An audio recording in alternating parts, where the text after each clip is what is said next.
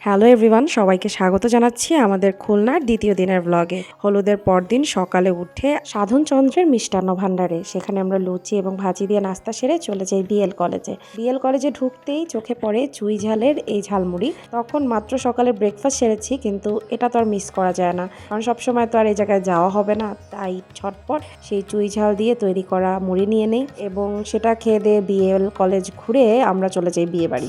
বিয়ে বাড়িতে বিয়ের নিয়মকানুন শুরু হয়ে গিয়েছিল, সাথে ছিল গান বাজনা এবং এরপর সন্ধ্যাবেলা আমরা বরযাত্রীতে যাই। বরযাত্রীতে বরকে বরণ করে নেওয়া হয় এবং গেটে বেশ মজা করা হয়, গেট ধরা হয় এবং পাত্রীপক্ষ এবং বরপক্ষের দর কষাকষি শেষে আমরা সবাই প্রবেশ করি এবং এরপর বিয়ের আনুষ্ঠানিকতা শুরু হয়।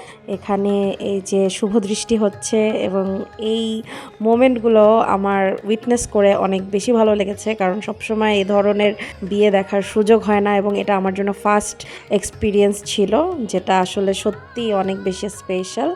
আবারও দেবাদা এবং বুবুন বৌদিকে শুভকামনা তাদের নতুন জীবনের জন্য। মালা বদল থেকে শুরু করে ছোট ছোট সব মোমেন্টই আমি ক্যাপচার করার চেষ্টা করেছি আপনাদের জন্য। আমাকে অবশ্যই কমেন্টে জানাবেন আপনাদের এই ভিডিওটা কেমন লাগলো।